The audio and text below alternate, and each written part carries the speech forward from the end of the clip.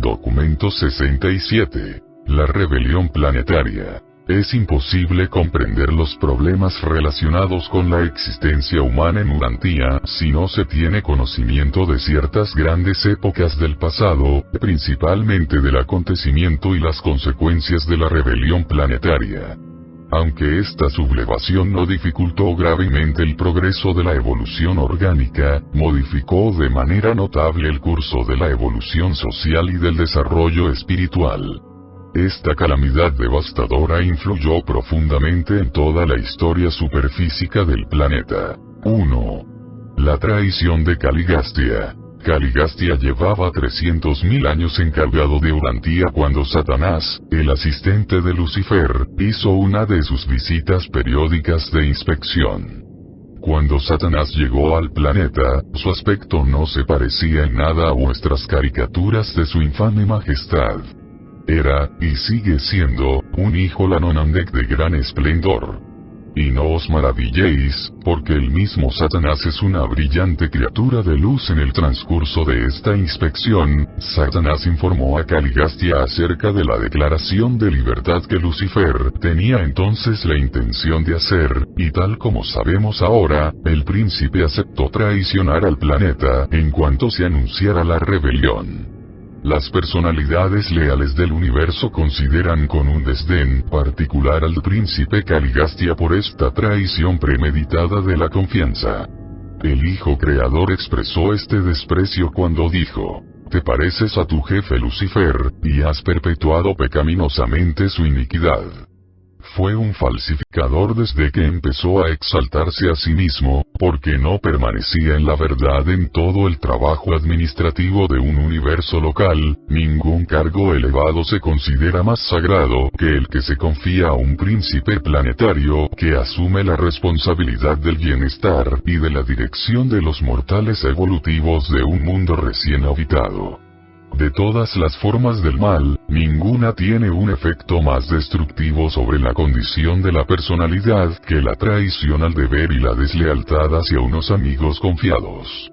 Al cometer este pecado deliberado, Caligastia deformó tanto su personalidad que su mente nunca más ha sido capaz de recuperar plenamente el equilibrio. Hay muchas maneras de considerar el pecado, pero desde el punto de vista filosófico del universo, el pecado es la actitud de una personalidad que se opone deliberadamente a la realidad cósmica.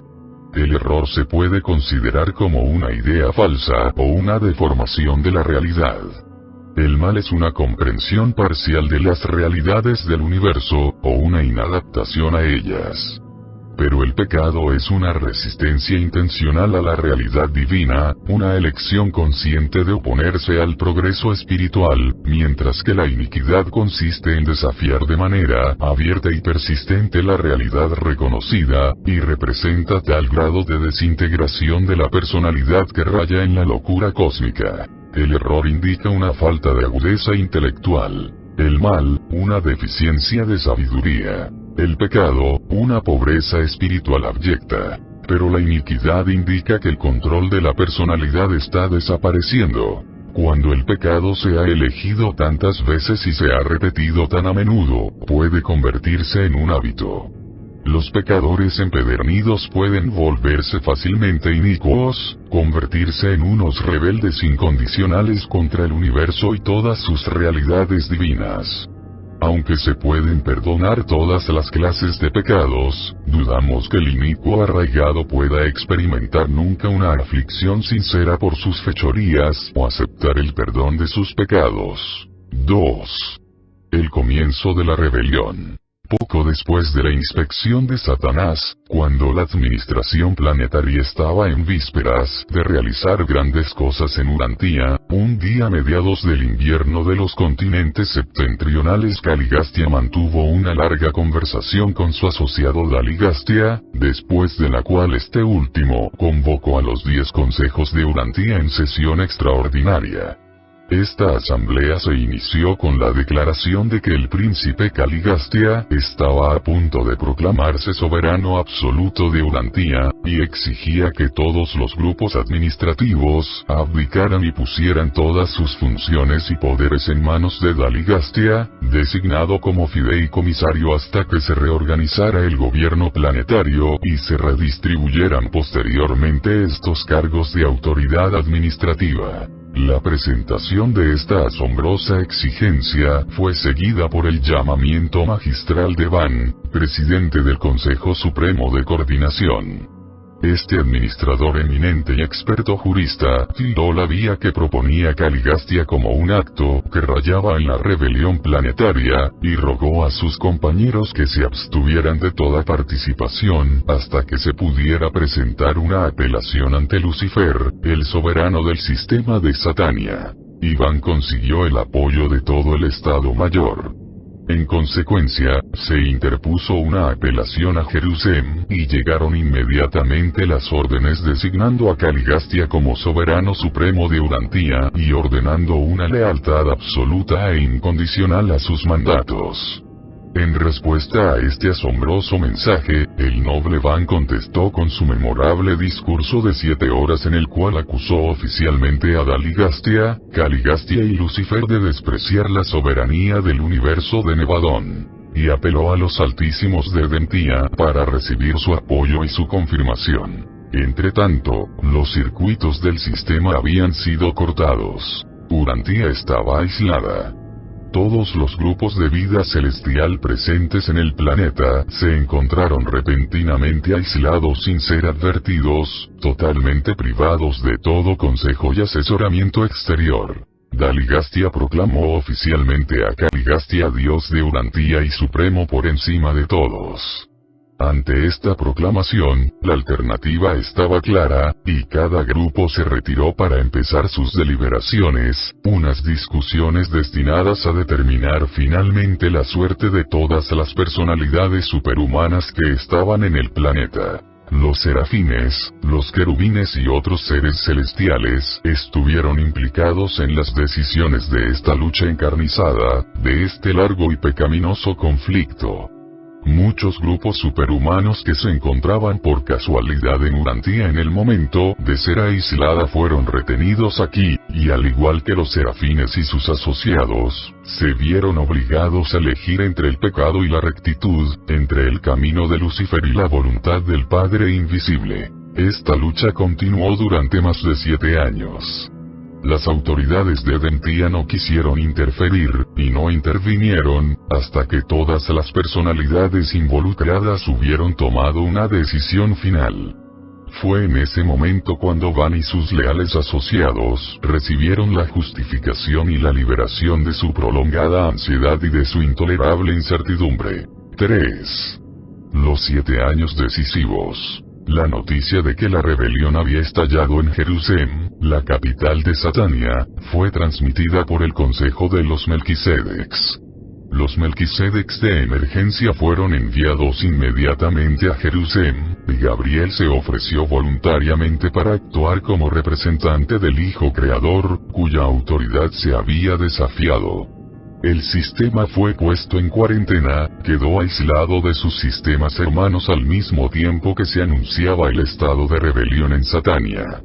Había guerra en el cielo, en la sede central de Satania, y esta guerra se extendió a todos los planetas del sistema local. En Urantia, 40 miembros del Estado Mayor Corpóreo de los 100, Van incluido, rehusaron unirse a la insurrección. Muchos asistentes humanos, modificados y otros, del Estado Mayor eran también unos valientes y nobles defensores de Miguel y del gobierno de su universo. Hubo una terrible pérdida de personalidades entre los serafines y los querubines. cerca de la mitad de los serafines administradores y de los serafines de transición asignados al planeta se unieron a su jefe y a Daligastia apoyando la causa de Lucifer. 40.119 criaturas intermedias primarias se asociaron con Caligastia, pero el resto de estos seres permaneció fiel a su deber. El príncipe traidor reunió a las criaturas intermedias desleales y a otros grupos de personalidades rebeldes y los organizó para que ejecutaran sus órdenes, mientras que Van congregó a los intermedios leales y a otros grupos fieles, y emprendió la gran batalla para salvar al Estado Mayor planetario y a las otras personalidades celestiales aisladas. Durante todo el tiempo de esta lucha, los leales residieron en una colonia mal protegida y sin murallas situada a unos kilómetros al este de Dalamatía, pero sus viviendas estaban custodiadas de día y de noche por las criaturas intermedias leales siempre alertas y vigilantes, y tenían en su poder el inestimable árbol de la vida. Cuando estalló la rebelión, unos querubines y serafines leales, con la ayuda de 3 intermedios fieles, asumieron la custodia del árbol de la vida, y solo permitieron que los 40 leales del Estado Mayor y sus asociados humanos modificados comieran del fruto y de las hojas de esta planta energética. 56 de estos asociados andonitas modificados estaban con Van, ya que 16 asistentes andonitas del Estado Mayor desleal se habían negado a seguir a sus jefes en la rebelión. A lo largo de los 7 años decisivos de la rebelión de Caligastia, Van se consagró por completo a la tarea de atender a su ejército leal de hombres, intermedios y ángeles. La perspicacia espiritual y la constancia moral que permitieron a Van conservar esta actitud inquebrantable de lealtad al gobierno del universo fueron el resultado de un pensamiento claro, un razonamiento acertado, un juicio lógico, una motivación sincera, una intención desinteresada, una lealtad inteligente, una memoria experiencial, un carácter disciplinado y la consagración incondicional de su personalidad a hacer la voluntad del Padre que está en el paraíso. Estos 7 años de espera fueron un periodo de examen de conciencia y de disciplina del alma. Este tipo de crisis en los asuntos de un universo demuestran la enorme influencia de la mente como factor en la elección espiritual. La educación, la formación y la experiencia son factores que intervienen en la mayoría de las decisiones vitales de todas las criaturas morales evolutivas. Pero al espíritu interior le es totalmente posible ponerse en contacto directo con los poderes que determinan las decisiones de la personalidad humana, y facultar así a la voluntad plenamente consagrada de la criatura para que lleve a cabo unos actos asombrosos de devoción leal a la voluntad y al camino del Padre que está en el paraíso. Y esto es precisamente lo que sucedió en la experiencia de Amadón, el asociado humano modificado de Van. Amadón es el héroe humano más destacado de la rebelión de Lucifer. Este descendiente varón de Adón y Fonta fue uno de los 100 que aportaron su plasma vital al Estado Mayor del Príncipe, y desde aquel acontecimiento siempre había estado vinculado a Van en calidad de asociado y asistente humano. Amadón eligió permanecer con su jefe durante toda esta lucha prolongada y difícil. Fue un espectáculo inspirador contemplar a este hijo de las razas evolutivas permanecer impasible ante las sofisterías de Daligastia, mientras que durante los 7 años de la lucha, él y sus compañeros leales resistieron con una inquebrantable entereza a todas las enseñanzas engañosas del brillante Caligastia. Caligastia, con un máximo de inteligencia y una inmensa experiencia en los asuntos del universo, se descarrió, abrazó el pecado. Amadón, con un mínimo de inteligencia y totalmente desprovisto de experiencia universal, permaneció firme al servicio del universo y leal a su asociado. Van empleó tanto la mente como el espíritu en una magnífica y eficaz combinación de resolución intelectual y de perspicacia espiritual, logrando así un nivel experiencial de desarrollo de la personalidad del tipo más elevado que se pueda conseguir. Cuando la mente y el espíritu están plenamente unidos, poseen el potencial de crear valores superhumanos, e incluso realidades morontiales. La narración de los acontecimientos conmovedores de aquellos trágicos días sería interminable. Pero por fin la última personalidad que quedaba tomó su decisión final y entonces, solo entonces, fue cuando llegó un altísimo Dedentía con los Melquisedecs de emergencia para asumir la autoridad en Urantía. Los archivos panorámicos del reinado de Caligastia fueron borrados en Jerusalén, y empezó la época probatoria de la rehabilitación planetaria. 4. Los 100 de Caligastia después de la rebelión. Cuando finalmente se pasó lista, se descubrió que los miembros corpóreos del Estado Mayor del Príncipe se habían alineado como sigue. Van y todo su tribunal de coordinación habían permanecido leales. An y 3 miembros del Consejo de la Alimentación habían sobrevivido. Todo el Consejo de la Ganadería se había unido a la rebelión así como todos los consejeros encargados de vencer a los animales. Fad y 5 miembros del cuerpo docente se habían salvado. Nod y toda la Comisión de la Industria y el Comercio se habían unido a Caligastia. Eib y toda la escuela de la religión revelada permanecían leales a Van y a su noble grupo. Lut y An todo el Consejo de la Salud se habían perdido. El Consejo de las Artes y las Ciencias permanecía leal en su totalidad, pero Tut y An toda la comisión encargada de los gobiernos tribales se habían descarriado. Así pues, de los 100 se salvaron 40, y más tarde fueron trasladados a Jerusalén, donde reanudaron su carrera hacia el paraíso.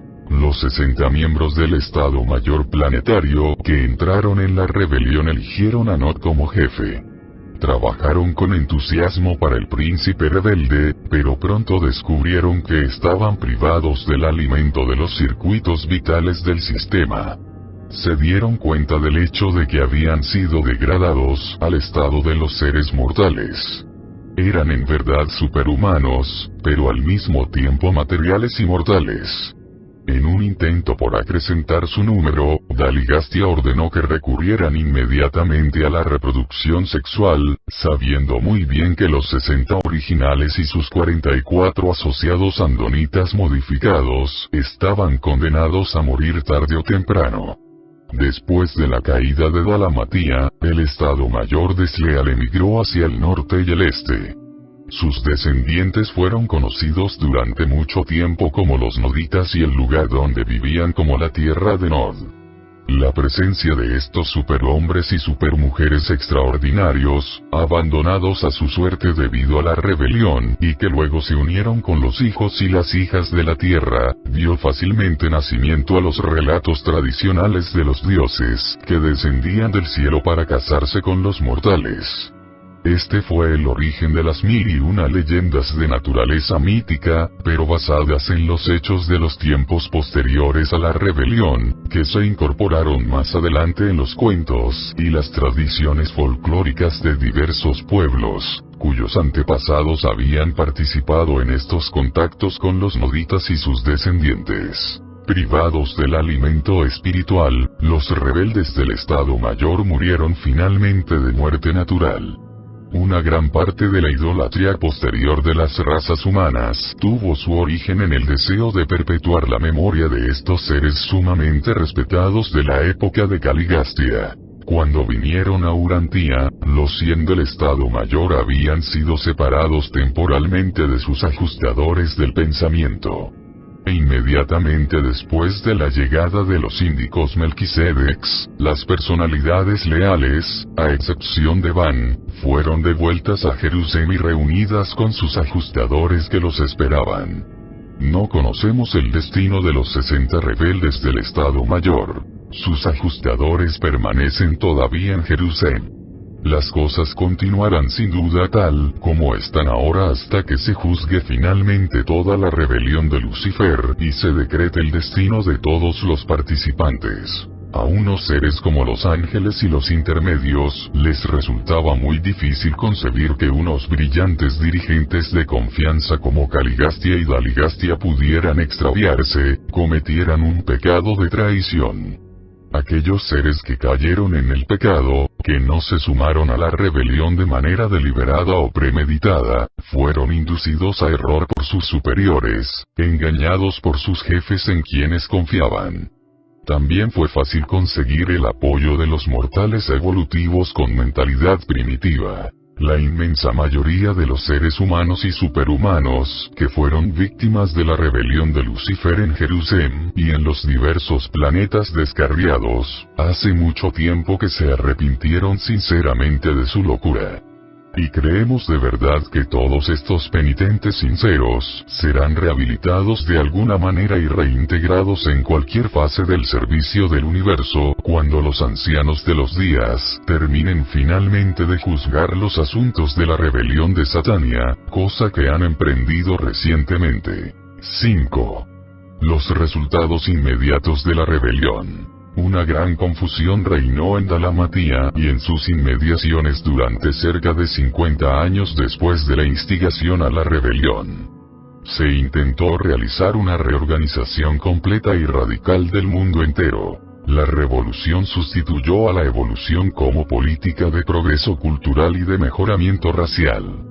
Apareció un progreso repentino en el nivel cultural de los alumnos superiores parcialmente educados, que residían en Dalamatía y sus alrededores. Pero cuando estos métodos nuevos y radicales se intentaron aplicar a los pueblos alejados, el resultado inmediato fue una confusión indescriptible y un pandemonium racial. La libertad fue transformada rápidamente en libertinaje por los hombres primitivos medio evolucionados de aquella época. Poco después de la rebelión, todo el Estado Mayor de la sedición estaba defendiendo enérgicamente la ciudad contra las hordas de semisalvajes, que asediaban sus murallas a consecuencia de las doctrinas de libertad que se les habían enseñado prematuramente. Unos años antes de que la hermosa sede se sumergiera bajo las aguas del sur, las tribus equivocadas y mal instruidas de las tierras interiores de Dalamatía ya se habían precipitado en un asalto semisalvaje sobre la espléndida ciudad, arrojando hacia el norte al Estado Mayor secesionista y sus asociados. El proyecto de Caligastia de reconstruir inmediatamente la sociedad humana de acuerdo con sus ideas sobre las libertades individuales y colectivas, resultó ser un fracaso inmediato y más o menos total. La sociedad volvió a hundirse rápidamente en su antiguo nivel biológico, y la lucha por el progreso empezó en todas partes, partiendo de un punto no mucho más avanzado del que se encontraba al principio del régimen de Caligastia, ya que este levantamiento había dejado al mundo en la peor de las confusiones. 162 años después de la rebelión, una marejada barrió a Dalamatía y la sede planetaria se hundió bajo las aguas del mar. Esta tierra no volvió a emerger hasta que casi todos los vestigios de la noble cultura de aquellas épocas espléndidas habían desaparecido. Cuando la primera capital del mundo se sumergió, solo albergaba a los tipos más inferiores de las razas Sanjix de Urantia, unos renegados que ya habían convertido el templo del Padre en un santuario dedicado a Nog, el falso dios de la luz y el fuego. 6.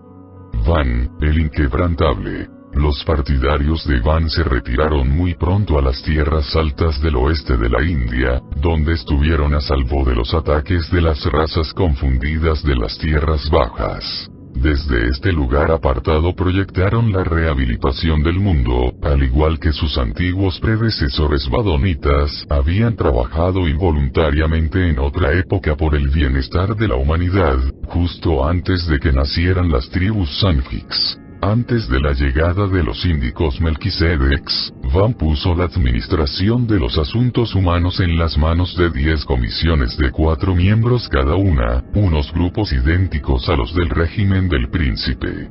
Los portadores de vida residentes más antiguos asumieron la dirección temporal de este consejo de 40 miembros, que funcionó durante los 7 años de espera. Unos grupos similares de amadonitas asumieron estas responsabilidades cuando los 39 miembros leales del Estado Mayor regresaron a Jerusalén. Estos amadonitas procedían del grupo de 144 andonitas leales al que pertenecía Amadón, y a los cuales había dado su nombre. Este grupo constaba de 39 hombres y 105 mujeres. De todos ellos, 56 tenían el estado de inmortalidad, y todos fueron trasladados, a excepción de Amadón, en compañía de los miembros leales del Estado Mayor.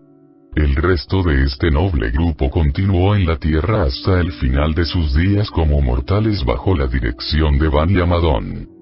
Fueron la levadura biológica que se multiplicó y continuó asegurando la dirección del mundo durante las largas épocas tenebrosas de la era posterior a la rebelión. Van fue dejado en Urantía hasta la época de Adán, permaneciendo como jefe titular de todas las personalidades superhumanas que ejercían sus funciones en el planeta. Él y Amadón se sustentaron durante más de 150.000 años mediante la técnica del árbol de la vida en unión con el ministerio vital especializado de los Melquisedecs. Los asuntos de Urantía fueron administrados durante mucho tiempo por un consejo de síndicos planetarios, 12 Melquisedecs confirmados por orden del gobernante decano de la constelación, el Altísimo Padre de Norlatiadec. Un consejo asesor estaba asociado con los síndicos Melquisedecs, y se componía de uno de los asistentes leales del príncipe caído, los dos portadores de vida residentes, un hijo trinitizado en fase de aprendizaje, un hijo instructor voluntario, una brillante estrella vespertina de Avalón, que venía periódicamente, los jefes de los serafines y los querubines, unos consejeros procedentes de 2 planetas vecinos, el director general de la vida angélica subordinada a Iván, el comandante en jefe de las criaturas intermedias. Urantía fue gobernada y administrada de esta manera hasta la llegada de Adán. No es de extrañar que al valiente y leal Van se le asignara una plaza en el consejo de los síndicos planetarios, que administraron durante tanto tiempo los asuntos de Urantía. Los 12 síndicos Melquisedecs de Urantía realizaron una labor heroica. Preservaron los restos de la civilización, y su política planetaria fue ejecutada fielmente por Van. Cerca de 1000 años después de la rebelión, Van había dispersado más de 350 grupos avanzados por el mundo. Estos puestos avanzados de la civilización estaban compuestos en gran parte por los descendientes de los andonitas leales ligeramente mezclados con las razas Sanjix, sobre todo con los hombres azules, y con los noditas. A pesar del terrible retroceso provocado por la rebelión, había muchos buenos linajes biológicamente prometedores en la Tierra. Bajo la supervisión de los síndicos Melquisedecs, Van y Amadón continuaron la tarea de fomentar la evolución natural de la raza humana, haciendo progresar la evolución física del hombre hasta que ésta alcanzó el punto culminante que justificó el envío de un hijo y una hija materiales a Urantía. Van y Amadón permanecieron en la Tierra hasta poco después de la llegada de Adán y Eva. Algunos años más tarde fueron trasladados a Jerusalén, donde Van se reunió con su ajustador que lo esperaba. Van trabaja ahora al servicio de Urantía mientras espera la orden de continuar el larguísimo camino hacia la perfección del paraíso y hacia el destino no revelado del cuerpo de la finalidad de los mortales, que está en proceso de formación. Debemos indicar que cuando Van apeló a los altísimos de Dentía, después de que Lucifer apoyara a Caligasti en Urantía, los padres de la constelación enviaron inmediatamente una resolución, apoyando a Van en todos los puntos en litigio. Este veredicto no logró llegar hasta Van porque los circuitos planetarios de comunicación fueron cortados mientras se estaba transmitiendo. Hace poco tiempo que se descubrió que esta orden efectiva se encontraba alojada en un transmisor repetidor de energía, donde había quedado bloqueada desde el aislamiento de Urantía. Sin este descubrimiento, realizado gracias a las investigaciones de los intermedios de Urantia, la comunicación de esta decisión hubiera tenido que esperar a que Urantia fuera restablecida en los circuitos de la constelación. Este accidente aparente en las comunicaciones interplanetarias se produjo porque los transmisores de energía pueden recibir y transmitir la información, pero no pueden iniciar las comunicaciones. El estado legal de Van en los archivos jurídicos de Satania no se pudo clarificar, de manera efectiva y definitiva, hasta que esta orden de los padres de Edentia fue registrada en Jerusalén. 7. Las repercusiones lejanas del pecado. Las consecuencias personales, centrípetas, del rechazo voluntario y persistente de la luz por parte de una criatura, son a la vez inevitables e individuales, y solo incumben a la deidad y a la criatura personal en cuestión. Esta cosecha de iniquidad, que destruye el alma, es la siega interior de la criatura volitiva inicua. Pero no sucede lo mismo con las repercusiones externas del pecado. Las consecuencias impersonales, centrífugas, por haber abrazado el pecado son a la vez inevitables y colectivas, y atañen a todas las criaturas que ejercen su actividad dentro de la zona afectada por esos acontecimientos. 50.000 años después del derrumbamiento de la administración planetaria, los asuntos terrenales estaban tan desorganizados y atrasados que la raza humana había ganado muy poco con respecto a la situación evolutiva general que existía en la época de la llegada de Caligastia, 350.000 años antes. Se habían hecho progresos en ciertos aspectos, y se había perdido mucho terreno en otras direcciones. Los efectos del pecado no son nunca puramente locales. Los sectores administrativos de los universos son como un organismo. La condición de una personalidad debe ser compartida, hasta cierto punto, por todos. Como el pecado es una actitud de la persona con respecto a la realidad, está destinado a manifestar su cosecha negativa inherente en todos y cada uno de los niveles relacionados de valores universales. Pero las plenas consecuencias del pensamiento erróneo, de la maldad o de los proyectos pecaminosos, solo se experimentan en el nivel de la acción misma. La transgresión de la ley universal puede ser fatal en el ámbito físico, sin implicar gravemente a la mente ni deteriorar la experiencia espiritual. El pecado solo está cargado de consecuencias fatales para la supervivencia de la personalidad cuando representa la actitud de todo el ser, cuando significa la elección de la mente y la voluntad del alma. El mal y el pecado infligen sus consecuencias en los ámbitos materiales y sociales, e incluso a veces pueden retrasar el progreso espiritual en ciertos niveles de la realidad universal, pero el pecado de un ser determinado jamás le roba a otro ser la realización del derecho divino a la supervivencia de la personalidad. Las decisiones de la mente y la elección del alma del individuo mismo son las únicas que pueden poner en peligro la supervivencia eterna. El pecado cometido en Urantia retrasó muy poco la evolución biológica, pero tuvo el efecto de privar a las razas mortales del beneficio completo de la herencia adámica. El pecado retrasa enormemente el desarrollo intelectual, el crecimiento moral, el progreso social y la consecución espiritual de las masas. Pero no impide que cualquier persona que escoja conocer a Dios y hacer sinceramente su voluntad divina consiga el logro espiritual más elevado. Caligastia se rebeló, Adán y Eva incumplieron su deber, pero ningún mortal que ha nacido posteriormente en Urantia ha sufrido en su experiencia espiritual personal la consecuencia de estos desatinos. Todos los mortales que han nacido en Urantia después de la rebelión de Caligastia han sido perjudicados de alguna manera en el tiempo, pero el bienestar futuro de sus almas jamás ha corrido el menor peligro en la eternidad. A ninguna persona se le obliga nunca a sufrir una privación espiritual esencial a causa del pecado de otra. El pecado es totalmente personal en lo que se refiere a la culpabilidad moral o a las consecuencias espirituales, a pesar de sus extensas repercusiones en los ámbitos administrativos, intelectuales y sociales. Aunque no podemos comprender la sabiduría que permite estas catástrofes, siempre podemos discernir los efectos benéficos de estos desórdenes locales a medida que se reflejan en el universo en general. 8. El héroe humano de la rebelión. Muchos seres valientes se opusieron a la rebelión de Lucifer en los diversos mundos de Satania. Pero los archivos de Salvington describen a Amadón como el personaje más sobresaliente de todo el sistema por su glorioso rechazo a los torrentes de sedición y por su devoción inquebrantable a Van. Los dos permanecieron inamovibles en su lealtad a la supremacía del Padre Invisible y a la de su Hijo Miguel.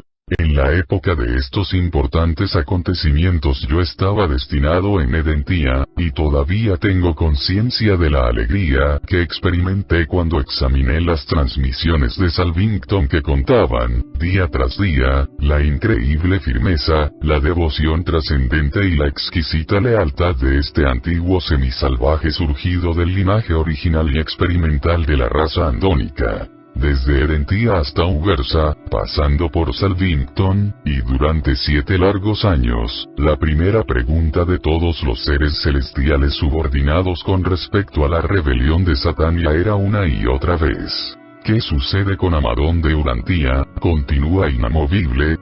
Si la rebelión de Lucifer ha perjudicado al sistema local y a sus mundos caídos, si la pérdida de este hijo y de sus asociados descarriados ha obstaculizado temporalmente el progreso de la constelación de Norlatiadec, considerad por el contrario el efecto que tuvo la extensa exposición de la actuación inspiradora de este hijo único de la naturaleza y de su grupo resuelto de 143 camaradas, que abogaron inquebrantablemente por los conceptos más elevados de la gestión y la administración del universo, a pesar de la formidable presión adversa que ejercían sus superiores desleales. Permitidme aseguraros que esto ya ha hecho mucho más bien en el universo de Nevadón y el superuniverso de Orbontón, que lo que pueda pesar la suma total de todo el mal y la aflicción de la rebelión de Lucifer. Todo lo anterior ilustra de manera exquisitamente conmovedora y extraordinariamente magnífica la sabiduría del plan universal del Padre, consistente en movilizar el cuerpo de la finalidad de los mortales en el paraíso, y en reclutar gran parte de este inmenso grupo de servidores misteriosos del futuro en la arcilla corriente de los mortales en progreso ascendente, precisamente en unos mortales como el inquebrantable Amadón. Presentado por un Melquisedec de Nevadón.